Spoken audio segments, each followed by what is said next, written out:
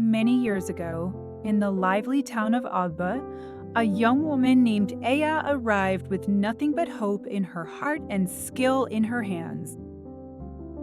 She had moved there in search of better opportunities, believing that her talent as a hairstylist would open doors. Agba was known for its bustling markets and constant flow of women from nearby towns looking to get their hair done. Hair wasn't just about beauty, it was a routine, a necessity, and a form of expression. Confident in her craft, rented a small shop right in the middle of the busiest part of town. She believed that once people saw how well she could braid and style hair, her business would naturally grow. But she was about to learn that talent alone wasn't enough in a town where speed and perfection ruled the market. Ai's shop opened quietly without much fanfare. At first, a few curious customers came in and were impressed by her work. Her styles were clean, creative, and neatly done. The problem was her speed. While other stylists could handle 4 or 5 clients in a day, I often spent hours on just one head. She was a perfectionist, obsessed with every tiny detail, and it slowed her down terribly. Soon, her clients began to complain. "I don't want to sleep in the market today," some would joke, brushing her off. Others whispered behind her back, mocking her slow pace and calling her shop a place where you'd need to bring food and a blanket. Before long, customers stopped showing up altogether. She tried to remain hopeful, sitting in her empty salon day after day, watching as other shops buzzed with customers, laughter, and the sound of hair being braided. Meanwhile, her chair stayed empty, her rent piled up, and her dreams slowly began to crumble. Every day felt heavier than the last. Sat behind her shop's counter, listening to the hum of success just outside her door while she wrestled with her own growing doubt. She questioned whether she had made the right decision coming to Agba, whether she was cut out for the pace of this town. The frustration grew, not because she wasn't good at her job, but because it seemed like being great didn't matter if you couldn't be fast. She watched other stylists work with what looked like magic quick hands, cheerful chatter, and satisfied clients leaving in under an hour. What was she missing? Her confidence began to fade, and in her loneliest moments, she wondered if there was something more behind the success of the others, something she couldn't see.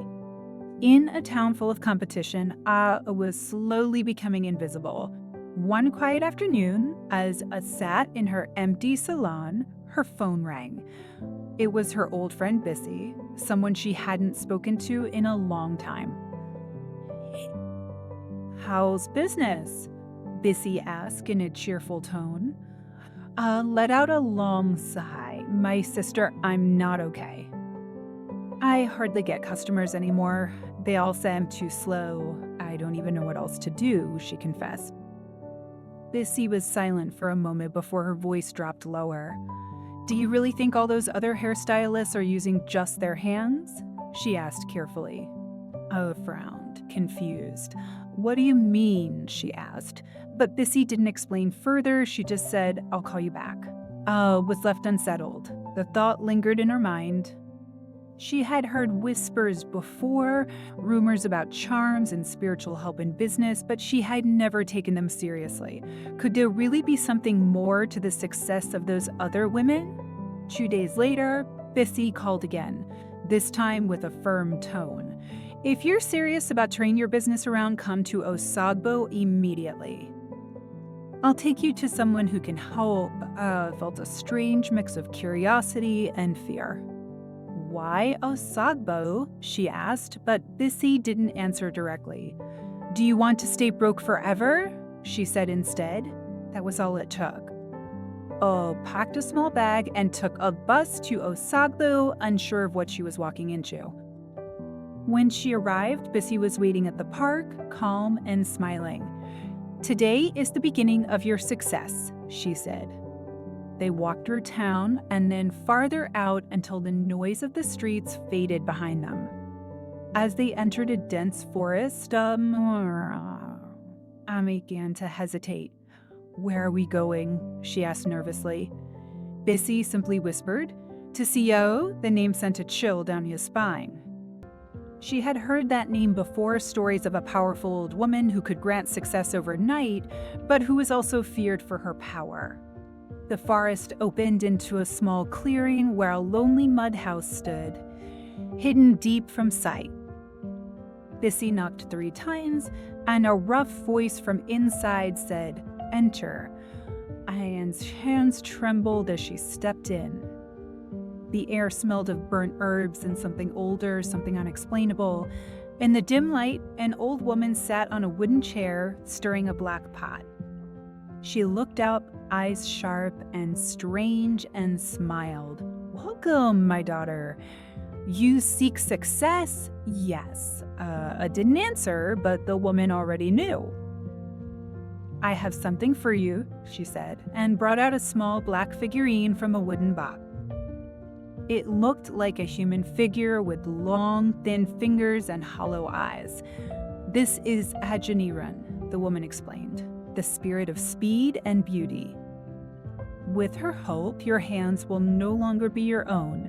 Then she leaned forward, her voice low and serious. "Once you touch your customer's hair, the spirit will put them to sleep. While they sleep, invisible hands will braid their hair faster than anything you've seen. But nothing comes free." Swallowed hard. "What do I have to do?" The old woman's eyes turned darker. "Each month at midnight, you must offer 1 strand of your customer's hair into the calabash. If you fail, the spirit will collect payment in another way." Hesitated for only a second, then nodded. She was tired of failing. Whatever it took, she was ready. When returned to Anba, something in her had changed. She was no longer the timid stylist hiding behind slow hands and empty chairs. There was a quiet confidence in her eyes, a calm certainty that things were about to shift, but she didn't rush to open her shop right away. Instead, she made big changes, remodeled the salon, gave it a sleek new look, installed a glass door that let her see out but kept others from seeing in. She hung a large new sign that read A's Beauty Salon, the best in Agba, and then launched a special discount for first-time customers. The transformation sparked curiosity. People in the market whispered, "Is that the same who used to take all day for 1 braid?" Her old reputation still lingered, but curiosity is a powerful thing. Soon, one brave customer, Chacha, a young woman who had time to spare, decided to give Aya another shot. Chacha sat down expecting a long day, maybe even a nap midway through, but the moment placed her hands gently on her head, Chacha's eyes rolled back and she slumped into a deep, dreamless sleep. Stood still for a second, barely touching the woman's hair when it began. Invisible hands, quick, precise, and tireless, began braiding with supernatural speed. The strands moved and twisted on their own, shaping into perfect cornrows right before Aya's eyes. She barely had to move her fingers. It was as though the spirit had taken over completely. In less than an hour, the hairstyle was done, something that would have normally taken half a day. A lightly tapped Chacha on the shoulder, and the woman yawned and stretched as if waking from a peaceful nap. She turned to the mirror, gasped, and smiled wide. "You finished? This is beautiful. I feel so rested," she exclaimed. I just smiled and said, "That's how we do it now." Word spread like wildfire. From that moment on, Aya's salon was never empty again. She became known as the fastest, most precise hairstylist in Agba. But she was careful. She only let 1 customer in at a time and kept the rest waiting outside, saying it was for focus and hygiene. In truth, it was to avoid suspicion. Every time a customer sat in her chair, she touched their head lightly, and within seconds, they'd drift off into unconsciousness. Then the spirit would get to work while pretended to braid. From the outside, it looked like magic. Her fingers barely moved, yet the most intricate hairstyles came out flawless. The results were undeniable. Long braids that should have taken hours were finished in under an hour. Edges were smooth, parts were clean, and the customers always woke up smiling, saying things like, "This is the best hair I've ever had," or "I feel like I just came back from a spa." No one questioned the strange sleep because they were too amazed by the result. For success had finally arrived fast, flawless, and deeply mysterious. As Aa's popularity skyrocketed, the other hairstylists in Agba couldn't ignore it any longer. Their shops, once full of chatting women and steady business, were now growing quiet. And now growing quiet, customers who used to sit in their chairs for hours had started flocking to Aa's place instead, praising her magical speed and perfect results. But there was something strange they couldn't explain. Every single person who got their hair done by fell asleep deep, heavy sleep from the moment her hands touched their head until the hair was completely finished. It wasn't natural, and the stylists knew it. One evening, a group of them gathered in a small back room behind Mama Toke's salon. They were tired, bitter, and most of all, curious. "This is not normal," one stylist said, shaking her head. "How can someone do a full head of long braids in 1 hour?" Another added. "And why does everyone fall asleep?" It's like she's casting a spell. All eyes turned to Mama Toke, the oldest and most experienced among them. She had been doing hair for over 2 decades. She didn't speak right away, but when she did, her words were quiet and heavy. "This is not ordinary. Something else is at work here." Determined to uncover the truth, they came up with a plan. They would send someone to Aa's salon to get her hair done and try to stay awake through the process. A young stylist named Shade volunteered. The next morning, she walked confidently into Aa's shop, pretending to be a regular customer. Bird greeted her warmly, asked what style she wanted, and gently placed her hands on Shade's head. Shade was ready. She had planned to bite her tongue, recite prayers in her head, even pinch herself to stay alert, but none of it worked. As soon as Aa's fingers touched her scalp, her eyelids grew heavy, her thoughts faded, and she drifted into darkness. When she woke up, her hair was done perfect, neat, beautiful. She stumbled out of the shop, still groggy, and reported back to the group. "I tried," she said. "I really did, but I couldn't fight it. I just fell asleep." The others exchanged worried glances. Something wasn't right, and now they were even more determined to get to the bottom of it. Their next attempt was more elaborate. They decided to send someone aim with a hidden camera. A woman named Remy agreed to go. She tucked a tiny camera inside her purse and placed it on the table in front of her when she entered the shop. Everything went as usual. Smiled, offered her a seat, and began braiding. Remy, like all the others, fell asleep almost instantly. Later that night, the stylists gathered around a laptop to review the footage, hoping to finally find some answers. But what they saw only deepened the mystery. The footage looked strange, almost as if it had been fast-forwarded. Aa's hands moved so quickly that the camera couldn't capture them clearly. Large chunks of time seemed to vanish, and the braiding process looked like a blur of motion. There was nothing clearly incriminating, but it also wasn't normal. Frustrated and afraid of what they couldn't explain, the group finally gave up. They couldn't prove anything, and without proof, they had no choice but to return to their work and pray that whatever was fueling Aa's success wouldn't come at too high a cost. For months, everything seemed perfect. A salon was always full, her schedule booked weeks in advance. Customers traveled from faraway towns just to experience her magic touch. Her income multiplied, and her name became known across the region.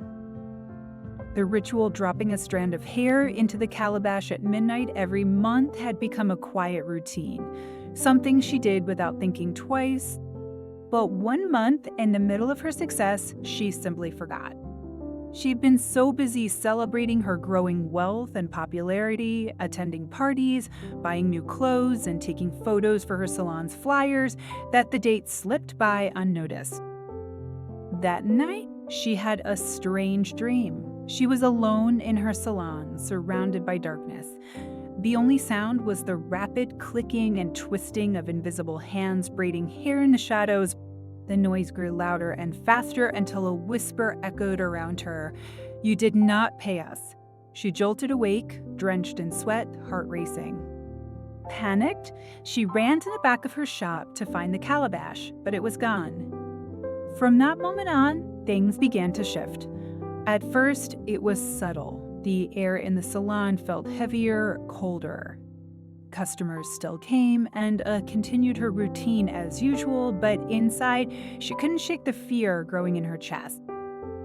Then, one day, a young woman named Tola came in for her hair, touched her head, and as expected, Tola fell into a deep sleep. The invisible hand started braiding, but this time, something was wrong. When the braiding was done, Tola didn't wake up. I gently shook her, whispered her name, splashed water on her face, but nothing worked. Her heart pounded as panic set in. After 2 long hours, Tola suddenly jolted awake, her eyes wide with fear. "Where was I?" she asked, looking around in confusion. Forced a nervous smile. "You were just sleeping. Your hair is done." But Tola shook her head. "No, I saw something.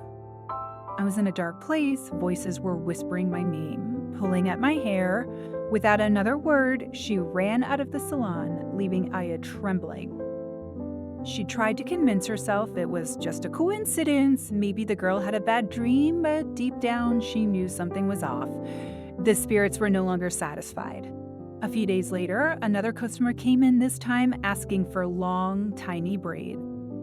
Aya hesitated, but forced herself to continue. She placed her hands on the woman's head, and the familiar sleep took over.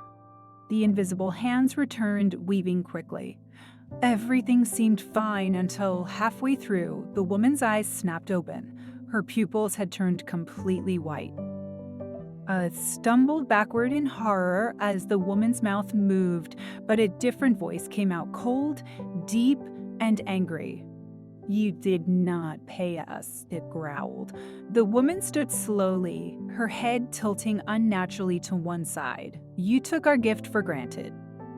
Now we will take everything in return." Aya fell to the floor, begging, promising to do the ritual again, but it was too late. The spirit had taken over, the door flew open on its own, and the woman, still possessed, walked out barefoot into the night. Aya sat shaking on the floor, not even sure if that had been a real person or a spirit in disguise. One thing was certain, the warning was certain, the warning was real, and the spirits were far from finished with her. After that night, Aya's life unraveled fast. She could no longer sleep without waking up in cold sweat, haunted by whispers in the dark. "You forgot to pay us. You think wealth comes without a price?" The voices hissed in her ears over and over. She heard them in her dreams, in her salon, even when she walked through the market. Sometimes while working, she'd suddenly freeze, feeling icy fingers brush against her neck, or hear invisible hands braiding near her ears, even though no one was there. At first, she tried to ignore it. She told customers she was sick, took a few days off, but the voices didn't stop. In fact, they got louder. The calabash never returned, and without it, there was no way to make the offering. The spirits had taken control, and now they were demanding more than she could give. One night after another, nightmare left her screaming. Something worse happened. The ground beneath her shook violently. She tried to run, but her legs wouldn't move. A freezing wind surrounded her, and then hands. Invisible, cold, unrelenting hands grabbed her wrists and pulled her down. Her screams echoed through the room, but no one could hear her. The whispers returned, louder than ever. "Your hands? You no longer need them." She looked down and saw her fingers begin to twist and blacken, shrinking, curling in on themselves like burned sticks. She cried out in pain as her hands disappeared, leaving only stumps behind. By morning, was gone. No one saw her leave, no one knew where she went. Her once famous salon was locked tight, the glass door shattered, and a strange silence lingered inside. Rumors spread fast. Some said they saw her running barefoot through the streets, screaming nonsense. Others swore they heard braiding sounds in her empty shop late at night, but no one dared go inside to find out. A story faded into legend in Ogba, but for those who had lived through it, the memory stayed sharp. The other hairstylists slowly rebuilt their businesses, relieved that the shadow of Aya's success had passed. But deep down, many of them knew that what happened wasn't just a story of jealousy or magic, it was a warning. In a world where competition is fierce, people can become desperate, but not all shortcuts lead where you want them to. I had talent, she had potential, but instead of trusting her craft and letting time shape her path, she reached for something unnatural, and it cost her everything. Her story teaches us a harsh but necessary truth. Success earned through deceit or dark means might shine fast and bright, but it never lasts. Sooner or later, the price comes due, and by then, it may be more than you're willing or able to pay.